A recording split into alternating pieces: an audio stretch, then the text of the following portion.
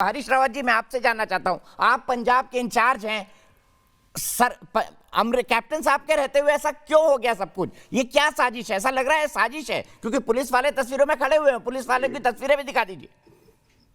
देखिए, पहली बात ये है, इसको पूरे देश को समझना चाहिए और मैं समझता हूँ इस बहस में बैठे हुए सब लोगों को ही समझना चाहिए कि ये मसला केवल कानून व्यवस्था का नहीं है।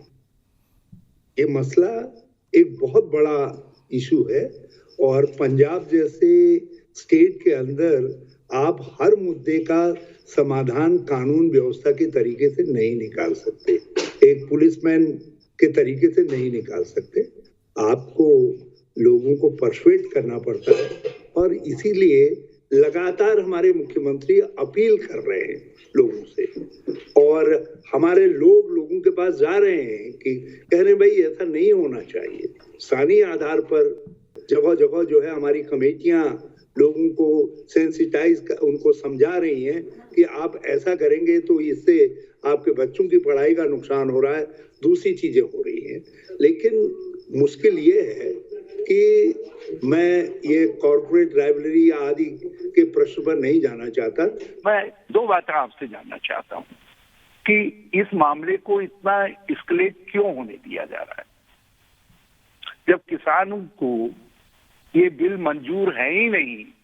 तो एक जो बहुत ही सटीक और बहुत त्वरित समाधान है, आप उस समाधान को क्यों नहीं अपना रहे हैं?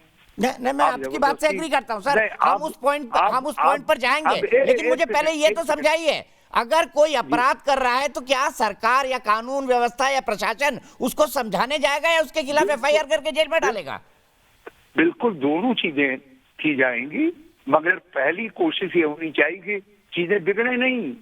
एक संवेदनशील राज्य के अंदर स्थितियां बिगड़ जाए और उसका खामियाजा कल भुगतना पड़े और तो पंजाब में अशांति पैदा हो। हमको शांति रखनी है, हमको बहुत संवेदनशीलता से मामले को हल करना है।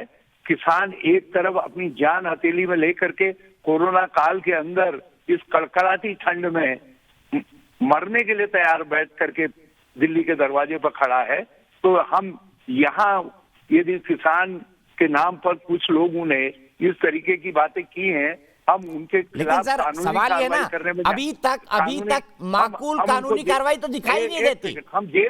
हम जेल में डालेंगे, मगर टाइमिंग हमको कार्रवाई करेंगे, मगर हमको अपने तरीके से कार्रवाई करनी पड़ेगी ताकि चीजें एस्केलेट ना हो, बिगड़े नहीं। ठीक है, मैं आपके इसी पॉइंट को शहनवाज भाई के पास ले जाता हूँ। शहनवाज भाई, हल करना है, क्या आप चाहते हैं पंजाब में भी कानून व्यवस्था की स्थिति कड़ी कर दी जाए? और दूसरी बात, अभी मैं कॉर्पोरेट राइवलरी की बात सुन रहा था, ये कैसी सरकार है जो कॉर्पोरेट घरानों को अनुशासन में नहीं ला पा रही है? मैं समझता हूँ हमारे दोस्त शहनवाज जी इसका उत्तर देंगे और अपनी सरकार तक इस बात को पहुंचाएंगे। यदि इसमें कहीं पर कॉर्पोरेट